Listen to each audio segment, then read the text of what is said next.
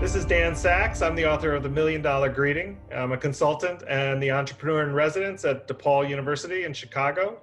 And we're going to talk about empathy today and perspective taking and whether you're using it right, wrong, or not at all, and how you can use it better. So stay tuned for our show.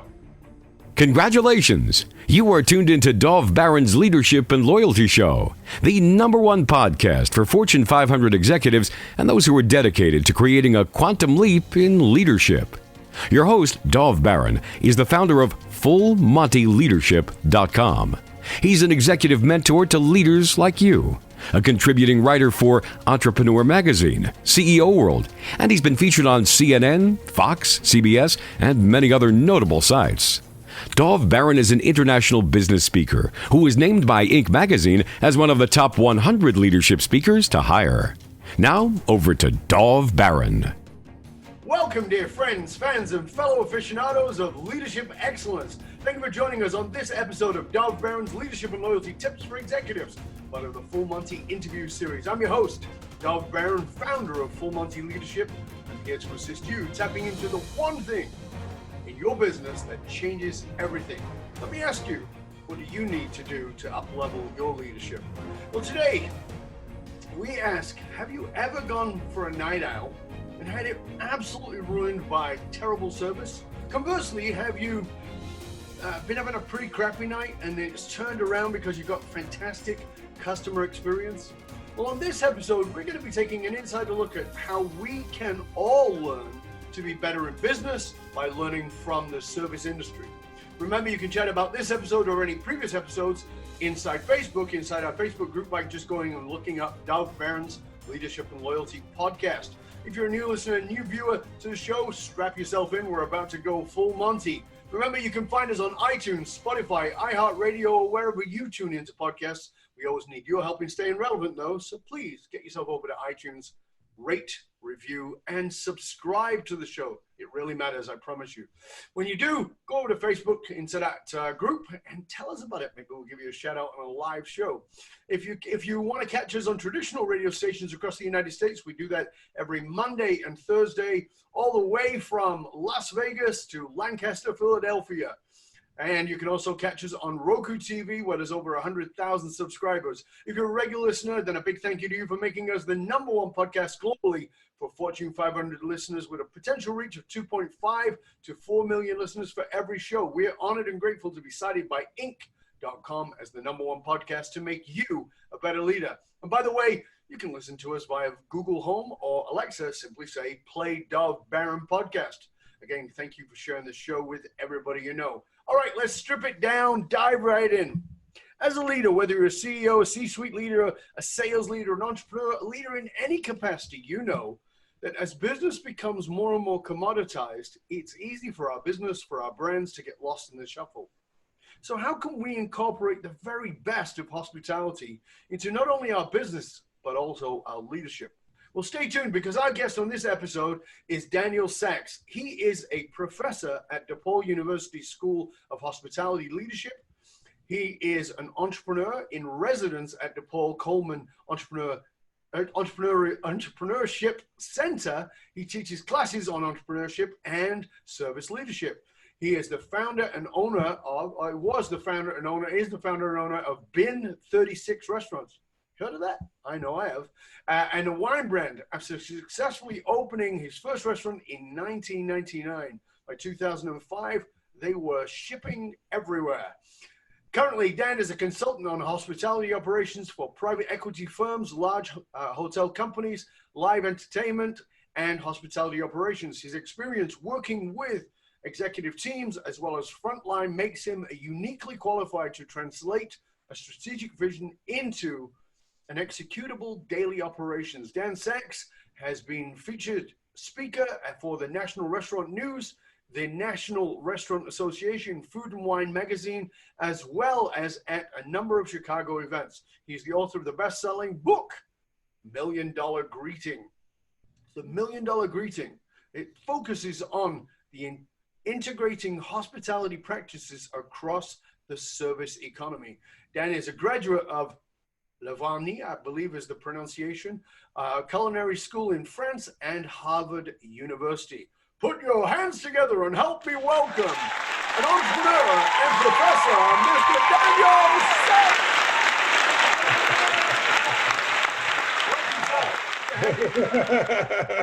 That was pretty nice. Thanks very much. You're very welcome. It's an honor and a pleasure to have you with us.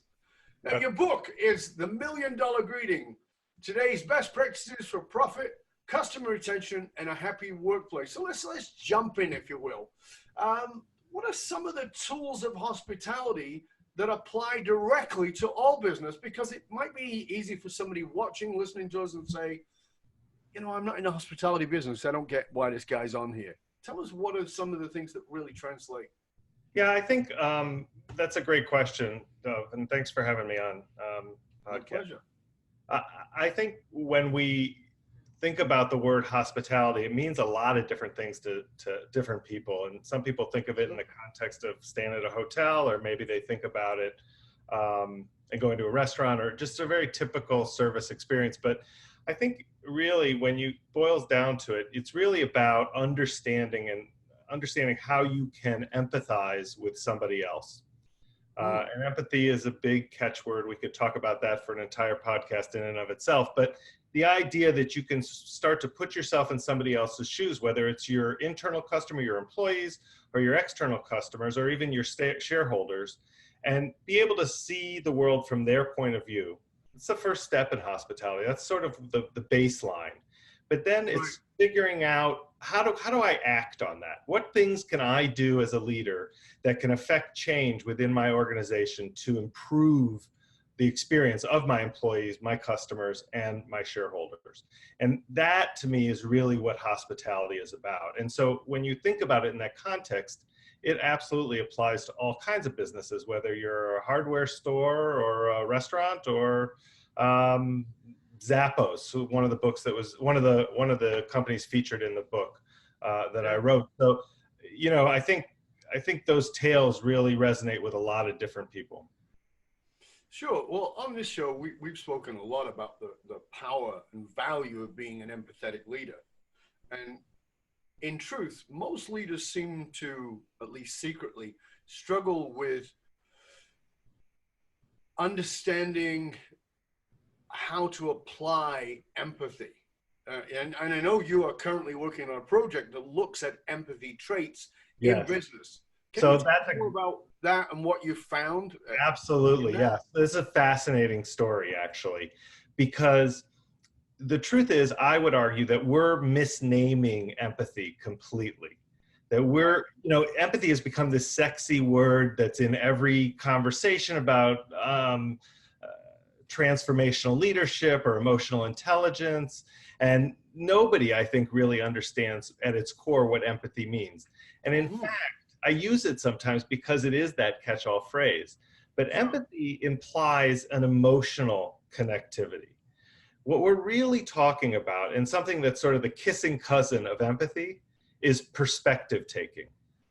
And at its core, perspective taking is really what we as leaders look to in an effort to try to understand the person across the table from us, customer, employee, etc., and where they're coming from.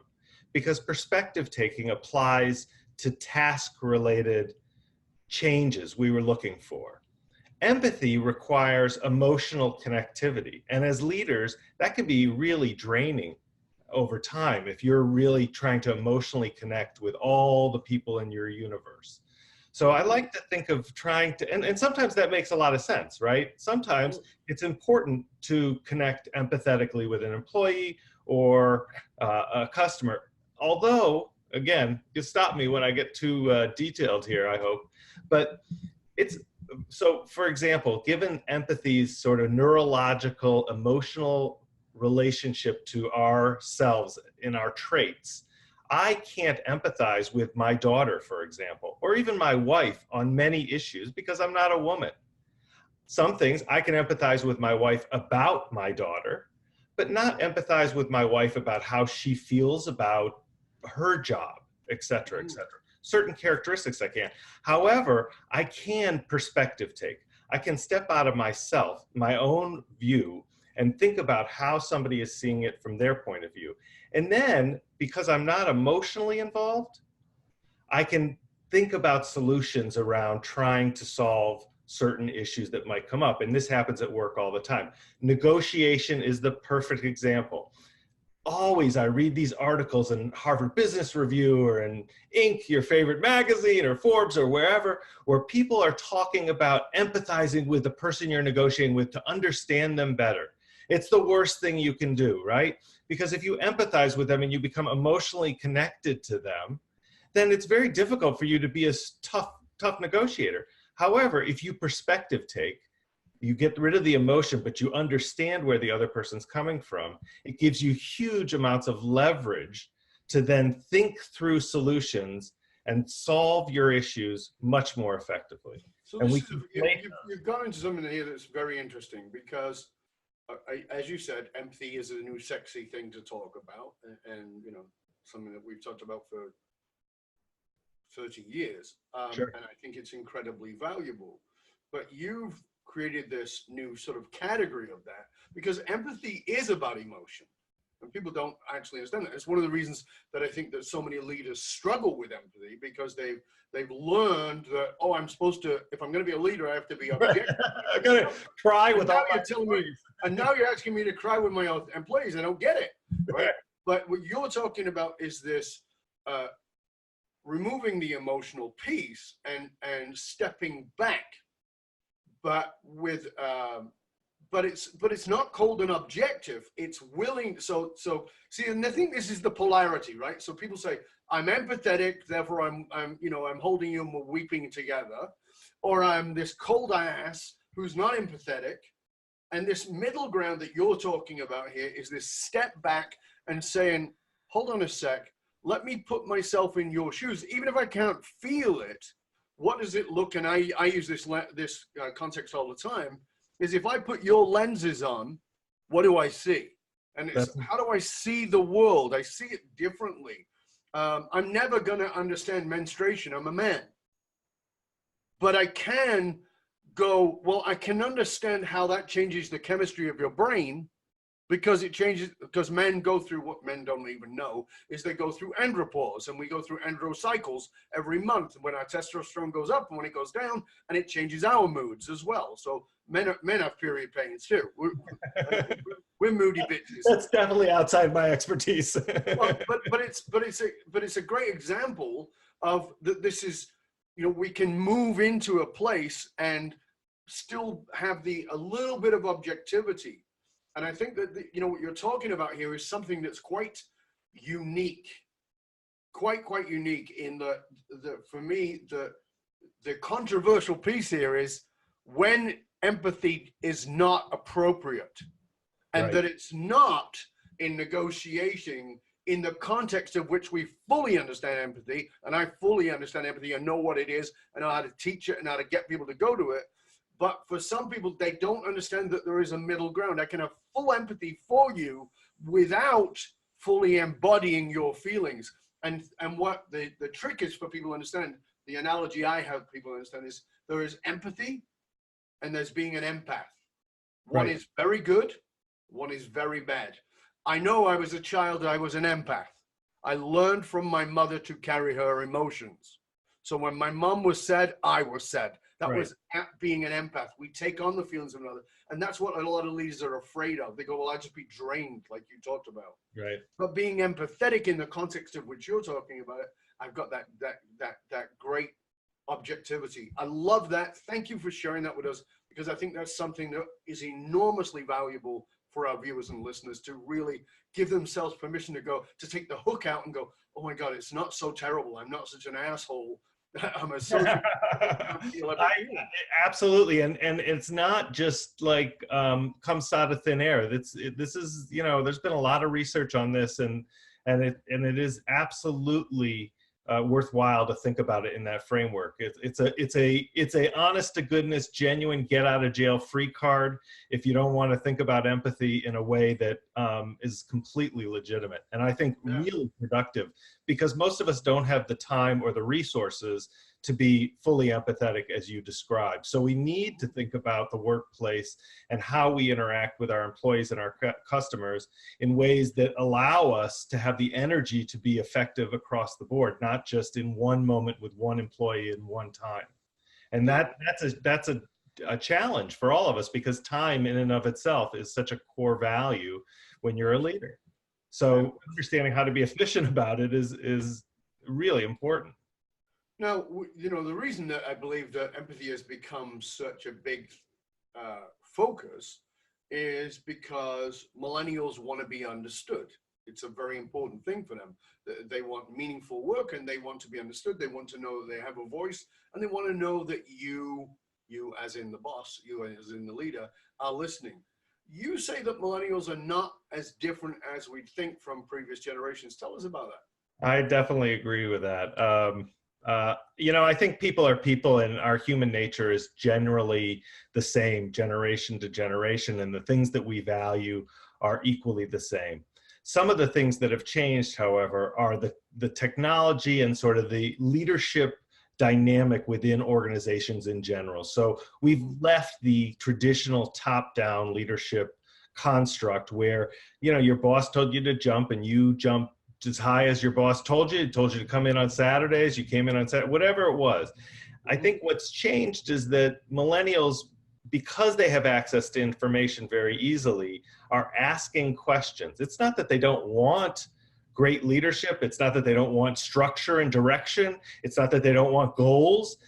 They just want communication. And what they really want, at least, again, from my own personal experience and people I've worked with, is they want leaders who are authentic and leaders who are accountable.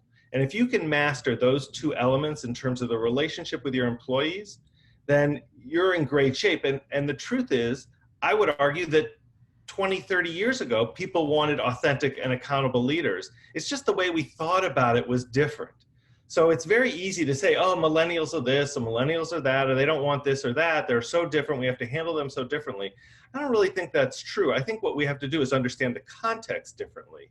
And that maybe requires us to be a little bit more communicative, but doesn't require us to set different goals or have different expectations. And in fact, millennials that I work with, I find, are extraordinarily engaged and extraordinarily competent. So if you can sort of harness that relationship, you have a lot of upside potential. Yeah, I think millennials are awesome. I love them to bits. I've often described them on this show as baby boomers with balls. Yeah, that's great. Can I use that? Absolutely. Give me credit. It's good. But it's true, because baby boomers said we're not going to work for the man. And we did, and we became the man. But millennials are saying, I'm going to work for somebody who's an ass, and I'm going to start my own business for $20 with the URL. And yeah, that's what I love about them. So they don't have to put up with those things. But I think what you said that I really want people to grasp, because people will argue with, well, millennials are different. And okay, you can argue certain things, but as you said, there are certain human traits that are going to be there across generations. But one of the things you said that I think people have got to grasp is that my generation, the generation before me, would have said the same. We're vastly different. But what you said, I think, is the point that so many miss, is, are we different, or is the technology we're using different? Because I know when I was a kid and I was doing homework, if I was doing homework and I had the record player on, I was told to turn the music off because it was distracting. Now, kids have 3 screens going, one earbud in while they're listening to music, they're chatting with their friends and doing the homework and doing better than I did at school. much. So it's a different technological understanding. And do I think it's still important to have eye-to-eye connection and meet people? Of course. And I still think relational values are probably the highest thing that we need more than anything. But this understanding, I think, really like what you said there about understanding that it's not anything more than just look at the technology that's available to them. Because if I wanted to talk to you not that long ago, I had to pick up a phone to talk to you. But I only wanted to say something that was probably 9 words. Well, now I can text. When text came along, I thought, this is stupid. I know. Right? Just pick up the phone. And now I text like a lunatic, right? Right. I'm always texting. But Although I will say, every once in a while, I do say to my kids, pick up the phone. Because to your point, understanding the value of that human connection, that's the risk. And that's where I think leaders have the opportunity, great leaders have the opportunity, is that they recognize and they leverage the tools, but they also know when to step back and take advantage of that genuine, authentic relationship, one-on-one, one with a group, and create those kinds of bonds that are really meaningful. Absolutely. Now, we were talking before about this crossover between hospitality and the service industry. And one of the things that, we're talking more and more about in leadership is that you have internal customers and external customers. Your internal customers are, of course, your team, your talent. So why does a great customer service strategy start with them, from your point of view? Why does it start with employees and not with customers? Because that's the way most people think of it. Right. I actually take it even one step further back. I say as a leader, it starts with your own vision, your own understanding of what your organization is going to be and what your goals are, and setting those out clearly.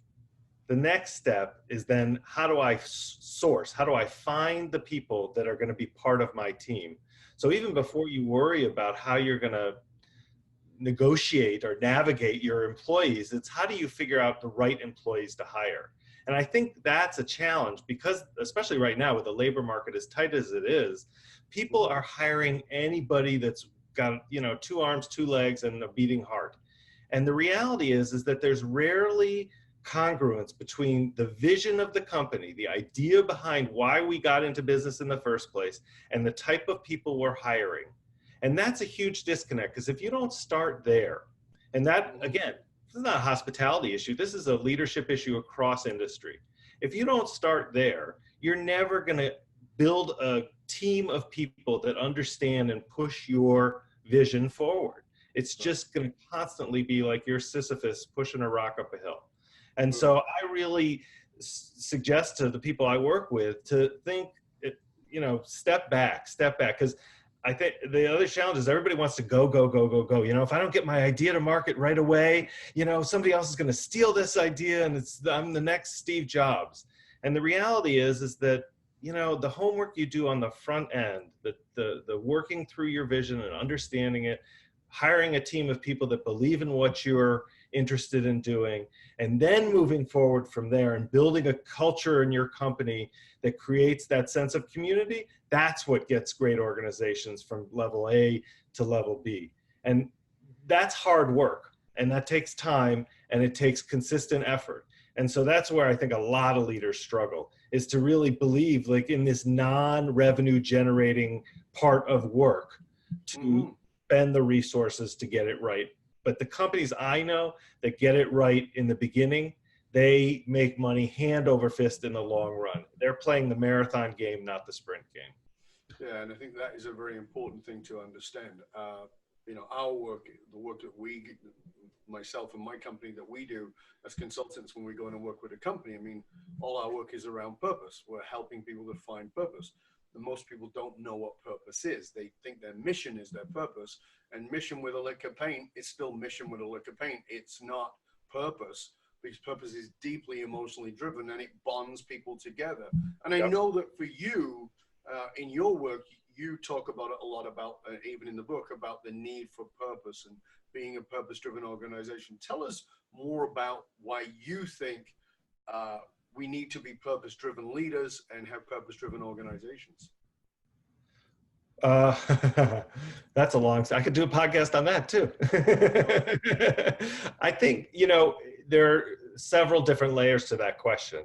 There's the individual layer, like what gets me up in the morning, and why is it important to me as a human to move my own journey forward.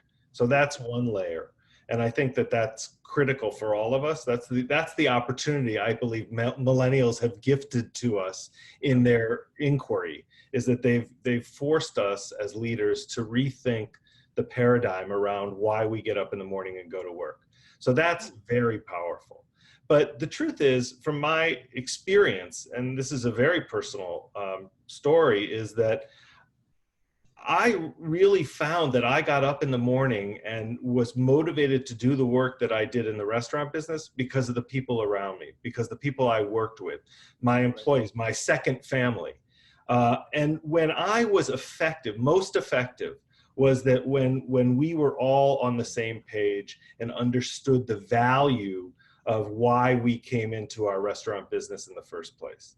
And that really drove me to build my business and expand my business and grow in ways that I had never thought I would before I got started, because I wanted to continue to support all the employees in the company.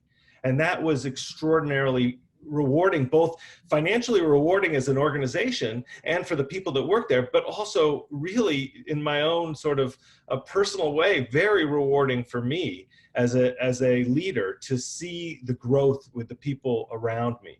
And it never was about the bottom line, although that sort of worked itself out in the end. And maybe I was super lucky and that just happened to be how things, the chips fell. But I felt like if I came to work every day with this sort of sense of purpose around what I was there for and the people that I was working with, then the rest of it really was much easier to execute in terms of getting people to, everybody on the same bus and us all going in the same direction. So that became a mantra for me as a person. Even when my passion for operating restaurants started to wane, the enthusiasm and the feelings I had for my employees drove me to come to work every day, even when I didn't want to, deal with the next crisis of who knows what in the restaurant business. You can imagine there's more than enough to go around. But it really sustains you. And what I've learned is that we can do lots of tasks for a long period of time. That's what the Army is so good at. But there has to be this self-generation in terms of our own feelings about what motivates us. And the challenge, as we all know, of being a leader is that you're giving. And so your well runs dry after a while. And that's almost biological, right? It's the idea you were talking about with empathy. If you give and you're empathetic all the time, nobody's refilling your tank. You're in trouble. You're going to run dry. You'll just be out. So if you build an organization that is purpose-based, where your employees and you are all driving toward the same vision, they'll replenish your tank time and time again. And that is just a magical, magical situation. Yeah, again, it's what we teach, and I can't emphasize enough the power of purpose to people, but I don't think that people, it's fascinating for me because I see companies like you talked about Zappos and you talk about companies like that, and there are many, many wonderful companies. We've worked with many of them and actually help them to develop their purpose. And the ones who go, you know what, we're not going to worry about what it costs to get the purpose. We're not going to worry about the bottom line. We're just going to see what happens. And invariably, their profits go like this. Now, that's not my opinion. That is now researchable, that the stock value goes up about 1,200% better, 1,200% better in a purpose-driven organization than a non-purpose-driven organization that is tactical and strategic. So This is why it's so important, because people are bonded. They, as you said, they get out of bed in the morning, not because they've got to go to a freaking job. Nobody gets up in the morning and goes, oh yeah, I get to pay the rent. It's like, yeah, I don't want to go to work, but I have to pay the rent. That's different. So, right. Ooh, I'm excited to pay the rent. So it's got to be something bigger. And if we don't create that as an organization, we will fall apart very fastly. Now, in the context of that, you talk about 3 styles of management in the book. Can you sort of touch on each of those and explain their meaning and how they actually lead to success? Yeah, I think there are. That's a good question. So there are one of the things that came out of this book. So I have to step back, and then these different sort of leadership styles will make more sense. One of the things that came out of this book is that and I think one of the challenges that you bring up is that it's very difficult to quantify the value of purpose, the value of customer service, the value of these sort of very, we'll call them soft terms. And so that's what creates this tension between leaders and people like us who want to sort of push this idea, right? And that's understandable, especially if you're a public company. One of the companies I work with is a publicly traded company, and they have quarterly earnings. And to explain to them that they have, this 3-year road they're going to go down, the CEO tells me, he's like, "You're out of your mind. There's no chance. That's just not doable. Let's do what we can, very actionable." So one of the things that came up was when I talked to folks, and we talked about customer service and vision, it sort of trickled into this idea. It was almost like religion or like God.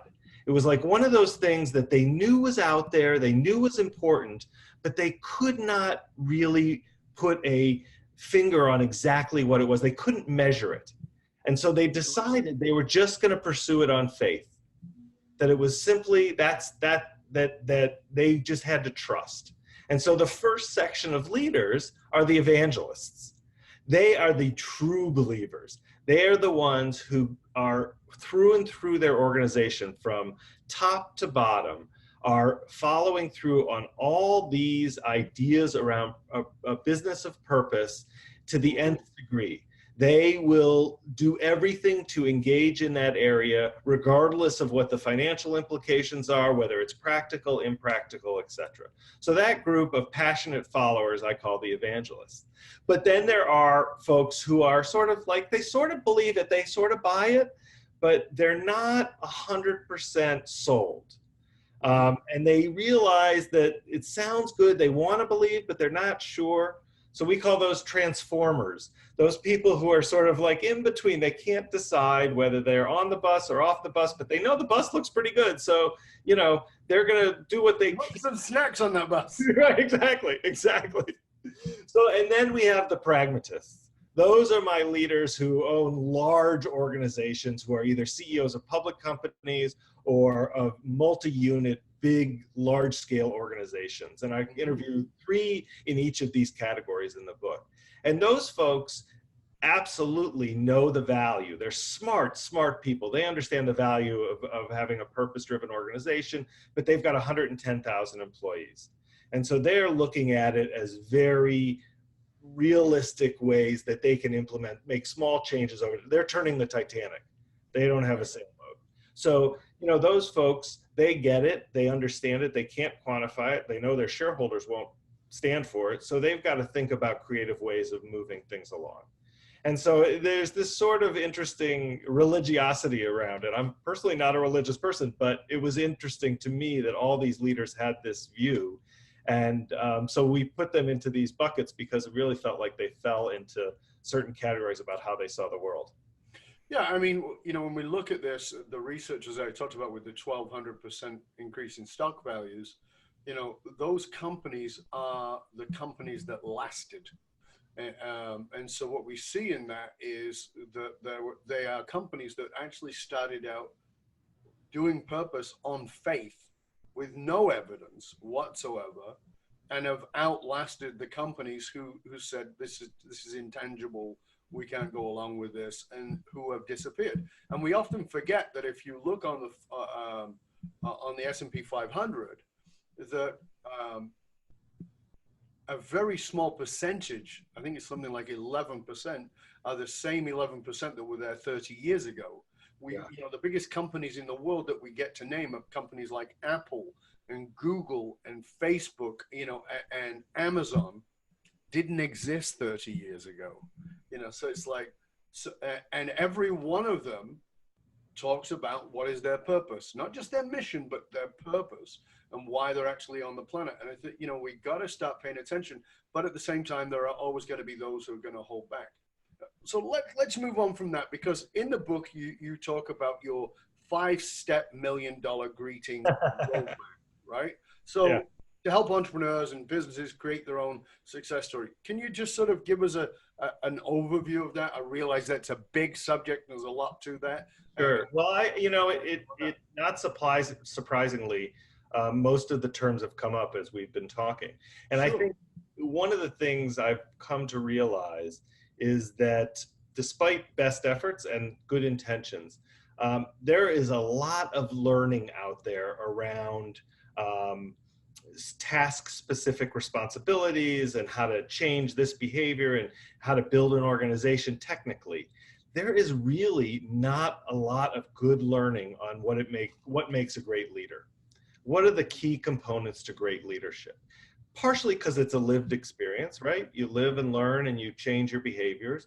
And partially because there's so much literature out there that it gets all conflated. And so as a leader, it's very difficult to sort of parse specific ideas that you can incorporate in your organization and know that they make sense and that they're doable, they're attainable, they're logical. Mm-hmm. So there were these 5 principles that bubbled up both in my own experience as a leader, but also through these companies. And again, the companies in this book range from Hyatt Hotels, it's 125,000 employees, to this place in Chicago where I live called Nick's Pizza and Pub, is 100 people. So a wide variety of companies. Some are in the hospitality sector, some like Zappos are obviously not. And there were these 5 themes. So one is this idea of purpose or vision, right? That's a no-brainer. We talked about that, easy peasy. Then the 2 others, which I also alluded to, are this idea of authenticity and accountability. And I think those pair together nicely because they speak to who you are as an individual leader, how people will see you, how your employees will see you, how your customers will see you, how your shareholders will see you. It's the do what I say what I do theory of being a leader. Very often goes by the wayside, and understandably so. Again, so much is understandable in how people are pressed for time. They don't prioritize this idea of accountability and authenticity, although it is clearly a significant value for employees.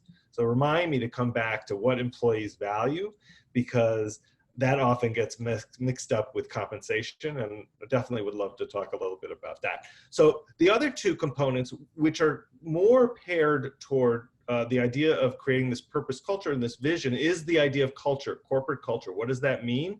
And how do I take my vision and create an organization that embraces a culture that we commonly understand, that everybody, you ask 100 people in the company, 99 of them are going to say the same thing about what we're here for, and we all are working in the same way. And it doesn't have to be we're here to make widgets, or we're here to sell beds, or we're here to,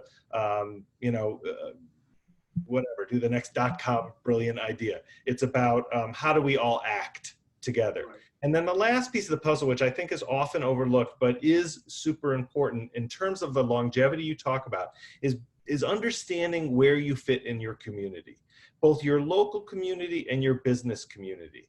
So how do I create ties, especially if you're a bricks and mortar shop, within the area that I live in, so that I'm not just internal. I'm not just doing stuff within, but I look outside, look to the bigger picture. How do I support my community? And then also, if you're a .com company or you're a multinational company, is how do I understand the greater business community, my B2B partners, other people, and how do I support them in a way that is effective so that we build, the rising tide raises all ships. I really actually believe in that. And I celebrate those successes when I can. So when I look at successful leaders, they sort of understand, they may use different terms and they may define it differently, but they're doing these 5 things consistently, and they really get the value of them. So I push those 5 terms and I adapt them to whatever company I'm at, whatever vocabulary they use, but those are critical. So if you give me just one more minute, come back to this idea. I want to come back to it, and I'm not going to let that go because it is okay. But what we got to look at here is, so you've got to be a purpose-driven organization that creates a vision. That's, we got to have that, and it appears elusive, but it actually has a bottom line to it that's very clear. On top of that, you have to create a culture, and I'm going to come back to that as I bring in what you were just wanting to talk about. You have to create a culture that people are aligned with, and we actually have to spend the time to make sure that people are purpose fit and a culture fit, because both of those things have to go together, and that is vitally important. But in order to create that culture fit and the purpose fit, you actually have to know what are the values of the organization. And know the values of the organization, you've also got to know the value of the people you're bringing in, not as in what they can do, but what is it they value. And one of the things I love about millennials is they're willing to say, here's what matters to me, right? Yep. And we've learned a lot from that because, as you were saying earlier,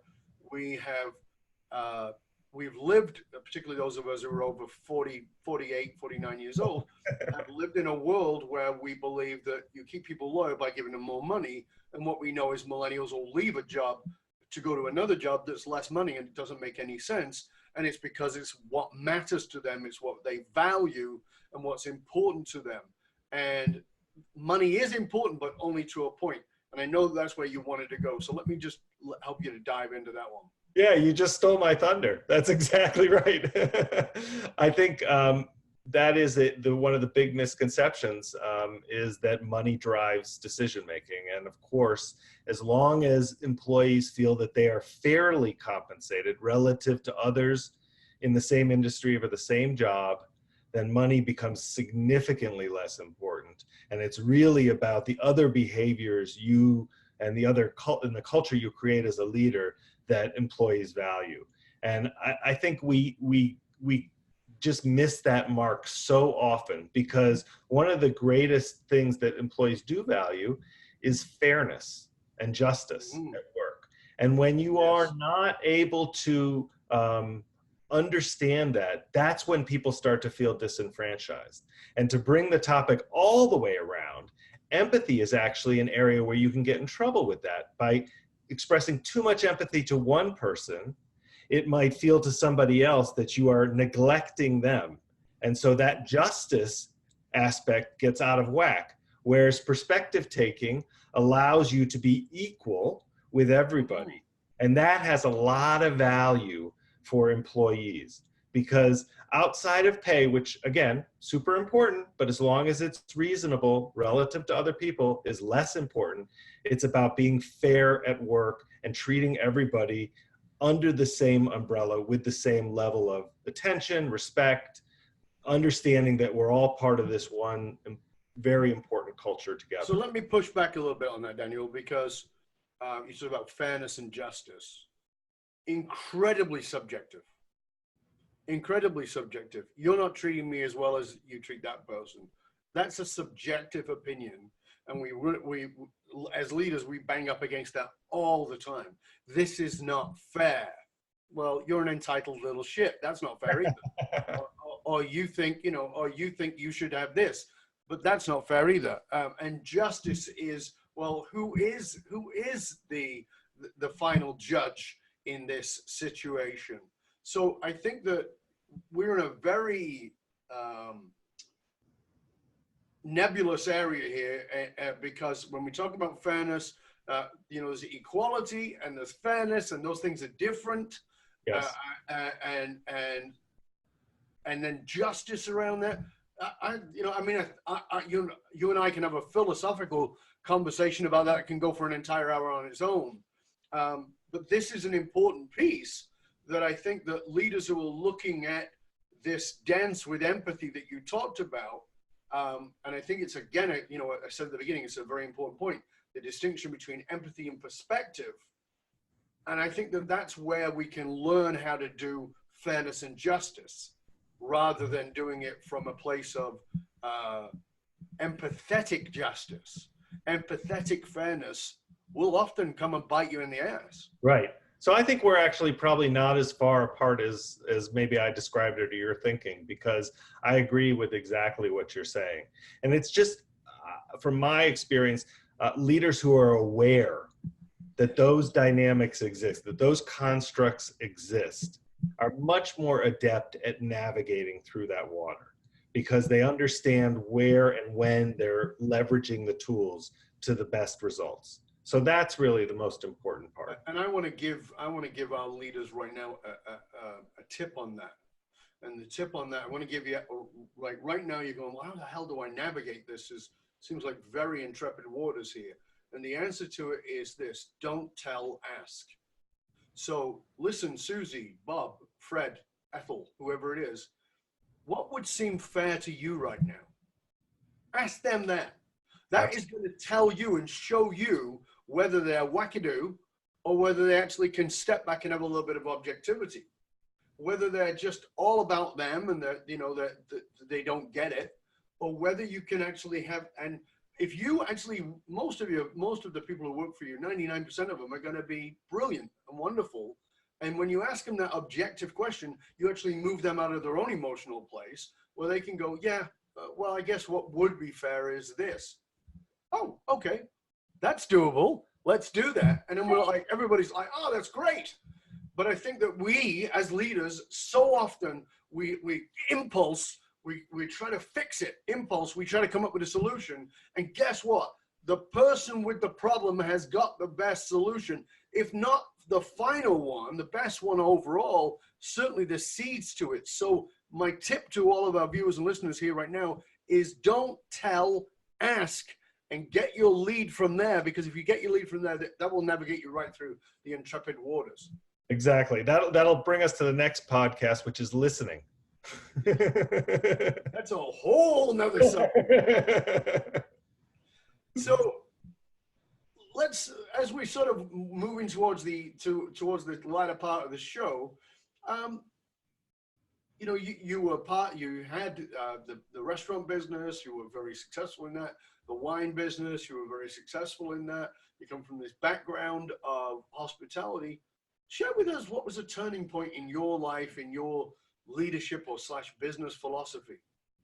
Yeah, well, it's two things sort of happened to me simultaneously. Fortunately for me, fairly early on, I had a mentor, as good luck happened. I had a few things. I could tell some off-color stories too, but two things that happened. One was when I first started out, I was trying to figure out sort of what my strategy was and how I was going to develop the business. And I was talking to this guy who was my mentor, been in the business a long time, and he turned to me after I went on this, half-hour thing about blah, blah, blah, blah, blah. And he turned to me and he looked at me and he said, Dan, famous saying, now, hope is not a strategy.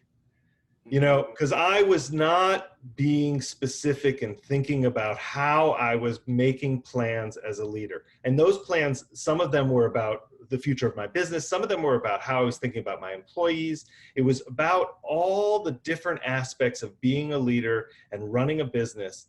And so often we don't take the time and require of ourselves to work on the parts of our business we least like to work on, the stuff that's the least fun.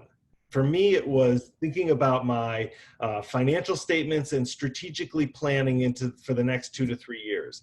And I would say to my mentor, well, I'm hoping this, and he would stop me dead in my tracks and say, hope's not a strategy, Dan. What are you going to do? So that was one significant turning point to me. The other came from my wife, who is phenomenal, but who early on, who is an investment banker, right? Smart woman who knew more about money than who's forgotten more than I'll ever know. And she would talk to me about my business. Never been in the restaurant business, never waited a table in her life. Her closest is going to Starbucks. But she would have advice about how I could think about my business in ways that I found initially very difficult to stomach, because she didn't know my unique unicorn of a business. She thought how could she possibly understand? And what I came to realize is that business is business, and people that don't share your perspective, people that will come to you and challenge you to think about your business differently because they come from outside your business, are the keys to giving you great insight on how your business runs. And it took me a long time to embrace that, because my ego was not insignificant when I started my first business. And so having somebody from the outside try to tell me how I could do it better took a long time for me to appreciate that. But those two things, this idea that hope is not a strategy and the idea that you need outside people to come in and tell you the hard truths and then be willing to embrace those hard truths, are two real critical components. And those are great insights. I couldn't agree more. And it is getting your own ego out of the way. You know, I did a video, I've got a video series that's on YouTube, and it's called New Leadership Skills, the skills you'll need as a leader moving forward. And one of the things I talk about is we've all been fed this idea of surround yourself with like-minded people. And I said, it's terrible advice. Terrible advice, because they'll all blow smoke up your skirt. Yeah. And you've actually got to put yourself around people who don't think like you, who will actually challenge you.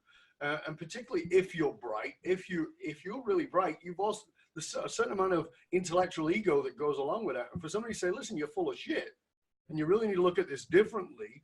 And you know, but you don't understand my love of service. Well, you know what?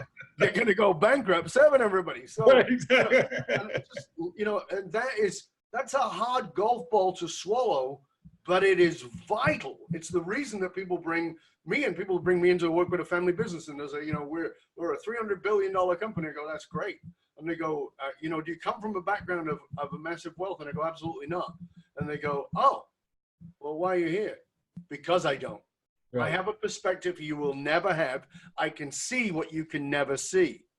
And that is the whole point. That's why they bring people like you in, because you can see things that other people can't see. I can see things that other people can't see. And that is why we have to have objective outside mentors, consultants, coaches, guides in everything that we do. And that's such a great turning point for you to actually get that. So let's go a little bit deeper into this. What was one thing that you used to do that you thought was really good that probably blocked you from your success? There's only one thing? Well, you can pick one. I'm sure there's a couple. Okay, I'll give you another, I'll tell you a story. And I learned this fairly early on too. And it was a challenge for me, but it feeds into everything we're talking about. So when I first got started, this is in 99, 2000, I opened this second restaurant that I had opened. It was a giant restaurant, 12,000 square foot restaurant, and it was immensely popular from day one. We were super busy, crazy busy. I barely working 24 hours a day. I barely had enough staff. It was like a scramble all the time. About 3-4 months in, maybe 5 months in, one of my managers, it's her birthday, and she has a birthday party after work, Saturday night. It's like 2 in the morning, whatever. For some reason, my wife and I were not invited. But the entire staff is invited to her house. It gets worse, believe me. So there's this birthday party, it's 2 in the morning, everybody's partying, and the whole thing turns into a giant orgy. Probably better that my wife and I were not there. But not only is there a giant orgy, but the orgy is in the front half of the apartment where this party is. So every single person is forced to walk past the orgy on their way to the back part where people are hanging out, drinking, and God knows what else they're doing. So the reason I found out about this is because a line employee the next day comes to me and says, I just saw my manager ass up in this orgy. How can I possibly respect her to discipline me going forward, right? And so I'm like, oh my God. And at that point, we did not have a robust employee manual outlawing orgies, among other things. And I got on those things you don't think you actually have to put in. right. Asterisks, no orgies. Right. If you're seen ass up at an orgy, you will be fired. Right. Right? So, restaurant business. But in any event, and then of course, a couple other complaints bubble up. And these are employees, they're super great, these line employees. And I get on the phone with my attorney because I'm like, holy what am I going to do here? I got a serious problem. And I'm talking, I describe the whole thing, and I say, and he says, you got to fire these managers, that's just inappropriate, et cetera. And I say, well, I can't, we're 5 months in, I don't have enough people as it is. I can't afford to fire blah, blah, blah, blah. And he skips a beat and he says, Dan, the cemetery is full of indispensable people.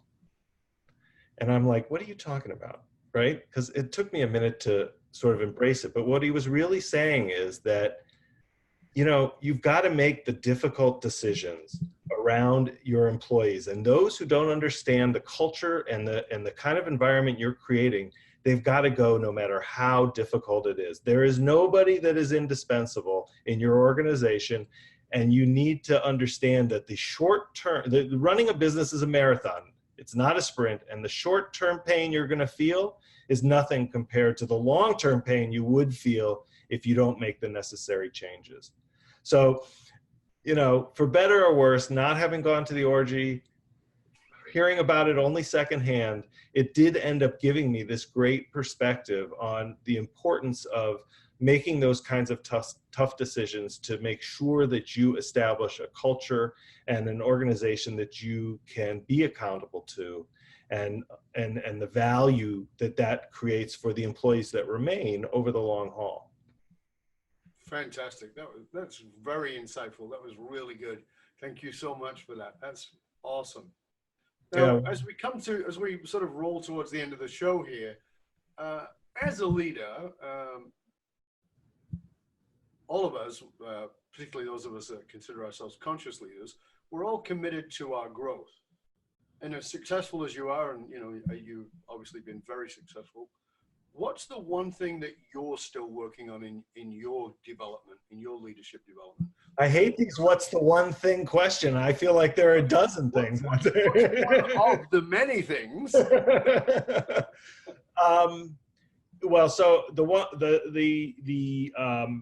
thing that I teach, I will say, the one thing that I teach is that you never know it all. You absolutely, being an entrepreneur, being a leader, the job is being a lifelong learner. And understanding that no matter how good you think you are, the workplace is a dynamic environment. To your point, who would have thought 10 years ago, 20 years ago, we would be living with the same kinds of consumer realities that we have today. And so if you're not there, it is impossible to be effective if you are not constantly reevaluating your own skill set. And so I believe full and wholeheartedly in that kind of a self-evaluation, and this sort of my newest thing is I'm learning to code at 52 years old, right? So the likelihood that I'm ever going to need to code myself is low, but understanding the value and the importance and what the tools are related to coding, to me seems critical, because it is a fundamental element of almost every business going forward. So from my perspective, being willing and dedicating time to continuing to learn about new things is the key beyond everything else. Right. So, okay, what brings you joy? Well, what brings me joy? That's another multi-layered question. I mean, at the end of the day, my family. Mm-hmm. At the end of the day, I really, you know, there's this magic of having kids who are now adults, mostly formed adults, real people. And, you know, how we just had this, probably our last big family vacation. We went to a safari in Kenya and Tanzania. It was fantastic. But to be together for 17 days as a family, I mean, from my money, it doesn't get any better than that. And it was my money, and a lot of it. Your money. But it was. Pay for that with the piggy bank. Yeah, right. But you know, that I genuinely, for me, it's human relationships. That's where I get my juice from, and you know, my family's the most important human relationship I have. So, what's a guilty pleasure for Dan Sachs? Besides binging Netflix, probably donuts. Probably what? Donuts. Donuts. Any particular kind? Any particular kind. Any. Cool. Very cool. So Dan, as we close up, please, you know, I would like to I always like to leave my viewers, my listeners, with a sense of practicality. And what I mean by that is, please give our viewers or listeners something that they can go away and do today to take in what it is that you've shared and put it in action. So it's not just a podcast that they listen to in the background, but something they've actually got to go do. What would that be? Yeah, I think, to your point, and I think we're echoing each other here, it's about really evaluating what your purpose is stepping back. And that's an ongoing iterative process, right? It doesn't stop just because you did it 2 or 3 years ago. That's something that you have to constantly evaluate. And I would do that immediately. There are lots of very practical things to do in terms of thinking about, your own mental models around what works and what doesn't work and reevaluating those. There's lots of ideas about how you treat your employees and hiring practices. I mean, there's a million things you could do today that can make a difference tomorrow. But it all starts in the end, it all starts with this understanding your vision, your purpose, and then creating policies, directives, pointing employees in a direction that follows that vision. So that's where I start every job, every consulting job I do, every training that I do, every conversation. It's about understanding and defining that clearly. And again, that's a process that goes over and over and over again because the employees change, the culture changes, not your culture, but the business climate, climate changes. And the world changes. Lord knows, things going on in the world today are not the way they were 5 years ago. And so being adaptive is critical. Fabulous. Thank you. This has been great. I've really enjoyed our conversation. I want to thank you for everything that you've shared. Please tell our viewers and listeners where they can get a hold of you or where they can tap into all the resources that you offer. Sure. You can go, thank you for asking. You can find me on LinkedIn. You can find me at DePaul. You can go to themilliondollargreeting.com. I'm out and about and around. Come to Chicago and visit me. Not today, it's -3, but in general, feel free to come visit me here too. So the website again is themilliondollargreeting.com. Yes. Yeah. $milliondollargreeting.com. And of course, we'll post that in the show notes along with all the other information about this show and where you can tap into the resources that Dan offers. It's been great having you here, my friend. Thank you so much again. I hope you'll stay with us to the end. And I want to say to you, dear listener, please don't just listen. Information is worth the hole in the donut. And we know Dan will tell you the values of the donut. Information is worth the hole in the donut. Transformation takes place when you've got application of the information. So please use what it is that you've learned. And remember that you can now chat about this show that you've been listening to or any past episodes on Facebook inside of our Dov Barron's Leadership and Loyalty podcast group. Go chat about the show. Tell us what you think. Tell us, talk to each other. Say what it is you've learned and what it is you're going to do with it. And remember that the research consistently shows that the fastest growing companies face the same challenge, that they're spending tons of money attracting, training, and developing talent, only to have them leave at an alarming rate. If you're sick of investing in the training and development of your talent, only to have them leave before you've got your ROI, then come talk to us at fullmontyleadership.com, where we provide you with the essential leadership skills to rekindle and amplify the hidden loyalty assets within your organization by tapping into purpose. fullmontyleadership.com, providing you with the concrete soft skills to get you and your organization to the top, keep you there. Why? Because you can't outsource authenticity. And also remember to stop by the Matrix, matrix.fullmontyleadership.com. You don't need a triple W, just matrix like the movie .fullmontyleadership.com and get your authentic leadership matrix self-assessment tool. It's valued at $197. It'll help you to see the 5 areas of leadership and where you can tap into your true strength. To find out more about hiring me, Dov Barron, as your speaker or strategist for your organization, you can go to fullmontyleadership.com/consulting or fullmontyleadership.com/speaking. I want to thank you for sharing the show with everybody you know. Till next time, stay curious, my friend. Stay curious about empathy. Are you using it, or are you becoming an empath? And is that in the way of you really providing the level of service and commitment that you need? Stay curious about how you can learn from the service industry. I'm Dov Barron. and I'm here to assist you tapping into your deep greatness to reach that next level of clarity, purpose, focus, and profit in your business, your life, and your leadership impact. And I am out.